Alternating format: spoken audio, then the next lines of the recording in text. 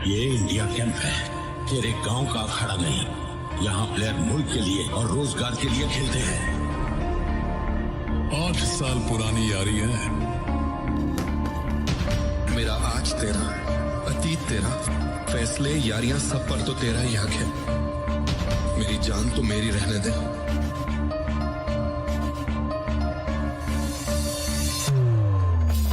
तू इस कैंप के लायक नहीं। दफा हो जा यहाँ से। बॉक्सर, गैंगस्टर या रेपिस्ट, इस वक्त कौन सा किरदार है जो आप पर सबसे ज्यादा हावी है? मेरे प्यारे दोस्त, तेरा ये भोलापन बहुत ही प्यारा लगता है। शुगर रे रॉबिन्सन मिडिलवेट का टाइटल जीतने के बाद काफी पॉपुलर हो चुके थे। अपने यूरोपियन दौरे पे उन्हें फैंस का काफी प्यार मिला। इसके अलावा रॉबिन्सन को खास फ्रांस के तब के प्रेसिडेंट रहे यानी कि विंसेंट ने उन्हें एक बड़ी पार्टी में इनवाइट किया। एक ब्लैक होने के बावजूद रॉबिन्सन ने अपना नाम उस दौर में बनाया जब ब्लैक्स को यूरोपियंस और अमेरिकन द्वारा कुछ नहीं समझा जाता था। व्हाइट सप्रेमिस्ट के घटिया सोच पे रॉबिन्सन की सफलता भारी पड़ी। रॉबिन्सन का बर्लिन में बॉक्सर गिरहार्ड हेच के साथ मैच था जिसमें रॉबिन्सन के नॉकआउट पंच की वजह से उन्हें डिस्क्वालीफाइड कर दिया गया। असल में रॉबिन्सन ने अपने ओपोनेंट की किडनी पे पंच मार दिया था। इस एरिया पे पंच मारना भले ही अमेरिका में लीगल था लेकिन यूरोप में ये इलीगल माना गया। बाद में इस फाइट को नो कंटेस्ट अनाउंस कर दिया गया था जिसका मतलब था मैच का वही बिना किसी डिसीजन के रद्द हो जाना। इसके बाद लंदन में ब्रिटिश बॉक्सर टर्पिन द्वारा रॉबिन्सन अपना वर्ल्ड मिडिलवेट टाइटल हार गए। इसी मैच के 3 महीने बाद रॉबिन्सन और टर्पिन के बीच रीमैच हुआ जिसे देखने 60,000 से भी ज्यादा लोग आए थे।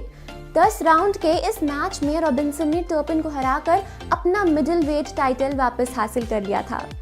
इस मैच को जैसे ही रॉबिन्सन ने जीता, हार्लेम के लोगों के बीच खुशी का माहौल जाग उठा और साथ ही साथ सब लोग सड़क पे उतर आए और नाचने लगे। 1951 में रॉबिन्सन को रिंग मैगजीन की तरफ से दोबारा फाइटर ऑफ द ईयर चुना गया और 1952 में रॉबिन्सन ने ओल्सन के साथ रीमैच खेला जिसमें उनकी जीत हुई। इसके बाद रॉबिन्सन ने फॉर्मर चैंपियन यानी कि रॉकी ग्राजियानो को सिर्फ 3 राउंड के नॉकआउट में ही हरा दिया। फिर रॉबिन्सन का world light heavyweight champion Maxim के साथ हुआ। स्टेडियम में हो रहे इस मैच में रॉबिन्सन ने तीनों जजेस के स्कोर कार्ड पर लीड हासिल किया। हालांकि उस दिन गर्मी बहुत थी, रिंग का टेम्परेचर 39 डिग्री सेल्सियस तक जा चुका था। इस हीट का सबसे पहले रेफरी पे असर पड़ा और उसे दूसरे रेफरी से रिप्लेस करना पड़ा। तेजी से फाइट करे रॉबिन्सन इस हीट के दूसरे विक्टिम बने और 13th राउंड में वो जमीन पे गिर गए जिस कारण अगले राउंड की बेल का उन्होंने कोई जवाब नहीं दिया। इस वजह से उन्हें इस मैच में हारना पड़ा। मैक्सिम से हारने के बाद रॉबिन्सन ने अपना टाइटल छोड़ दिया और वो खेल से रिटायर्ड हो गए। इसके बाद रॉबिन्सन एंटरटेनमेंट इंडस्ट्री में आ गए जहां पे उन्होंने सिंगिंग और टैप डांसिंग में अपना हाथ आजमाया। हालांकि 3 साल बाद जब रॉबिन्सन के शो बिजनेस में गिरावट आने लगी और उन्हें असफलता का सामना करना पड़ा तो रॉबिन्सन ने वापस बॉक्सिंग में आने का विचार किया। 1954 से रॉबिन्सन ने अपने करियर में वापसी करने के लिए दोबारा से यानी फिर से ट्रेनिंग शुरू की। 1955 में रॉबिन्सन ने रिंग में वापसी की। रॉबिन्सन का डांसर के तौर पे काम करना उन्हें 3 साल तक फिजिकली फिट बनाए रखा था, भले ही वो उस दौरान बॉक्सिंग से दूर रहे। रॉबिन्सन बताते हैं कि जब वो फ्रांस में एज अ डांसर डेब्यू करने वाले थे ना तो उसके लिए वो हर सुबह 5 माइल दौड़ते थे और हर रात 5 घंटे की डांस प्रैक्टिस करते थे। यही कारण रहा कि उन्हें अपने रिटायरमेंट के बाद भी दोबारा बॉक्सिंग में वापसी करने में कोई परेशानी नहीं हुई। यहाँ तक कि रॉबिन्सन कहते हैं जो ट्रेनिंग वो अपने डांसिंग करियर को एस्टैब्लिश करने के लिए करते थे वो बॉक्सिंग की ट्रेनिंग से कई ज्यादा मुश्किल थी। 1955 में अपनी वापसी के साथ ही उन्होंने 5 मैचेस जहां अपने नाम किए वहीं बॉक्सर वाल्फ के साथ हुए एक मैच में रॉबिन्सन की हार हुई। इसके बाद रॉबिन्सन ने बॉब ओल्सन को मिडिलवेट टाइटल के लिए चैलेंज किया। रॉबिन्सन ने बॉब को 2 राउंड के नॉकआउट में हरा दिया और तीसरी बार पल्मर ने अपना अग्रेसिव और फॉरवर्ड मूविंग स्टाइल का इस्तेमाल कर रॉबिन्सन को कंट्रोल करने की कोशिश की और उन्हें हरा दिया। हालांकि इस मैच के दौरान रॉबिन्सन फुलमर की कमजोरी समझ गए और जब उन दोनों के बीच ये रीमैच हुआ ना, तो 2 राउंड तक रॉबिन्सन पहले हमला कर रहे थे, लेकिन जैसे ही 3rd राउंड शुरू हुआ वैसे ही रॉबिन्सन ने अपना तरीका बदल लिया और फुलमर को उनकी तरफ आने दिया। 4th राउंड में रॉबिन्सन अचानक अटैक मोड पे आ गए और फुलमर को चौंका दिया। इसके बाद जब फुलमर अपने पंचेस के साथ रॉबिन्सन की तरफ बढ़ा ना, तो रॉबिन्सन ने वही चाल चली जो फुलमर ने पिछले मैच में चली थी और 4th राउंड तक इन दोनों बॉक्सर्स के बीच मैच काफी ज्यादा अच्छा चला।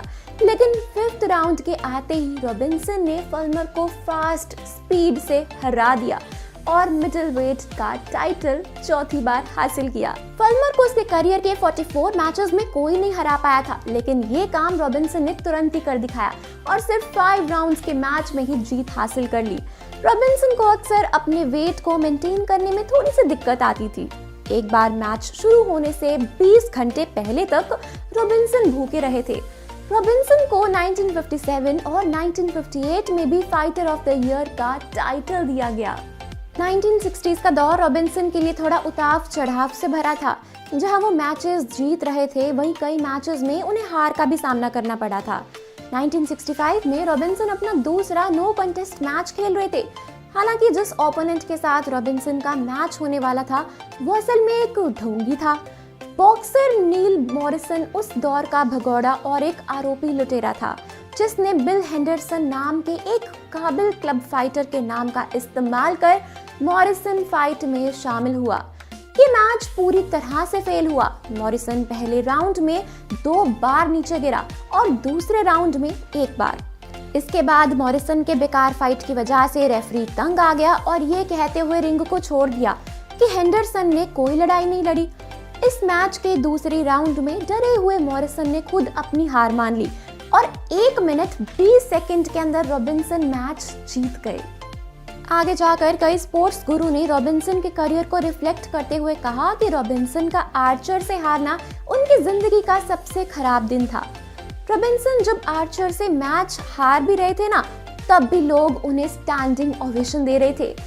11 नवंबर 1965 को रॉबिन्सन अपने करियर से हमेशा के लिए रिटायर्ड हो गए। रॉबिन्सन बॉक्सिंग में इतिहास बनाकर गए और उन्हें all time leaders in knockout के लिस्ट में एक अलग पहचान मिली। 1965 के दौरान रॉबिन्सन के सारे पैसे खत्म हो गए। उन्होंने $4 मिलियन जो अपने करियर से बनाए थे ना, वो सारे खर्च कर दिए। ऐसा दौर आ गया था कि ट्रॉफी रखने के लिए उनके घर में ठीक से एक फर्नीचर भी नहीं था। 1960s के आखिर में रॉबिन्सन कई टीवी शोज और फिल्मों में भी काम करने लगे, जिनमें से एक मिशन इम्पॉसिबल भी है।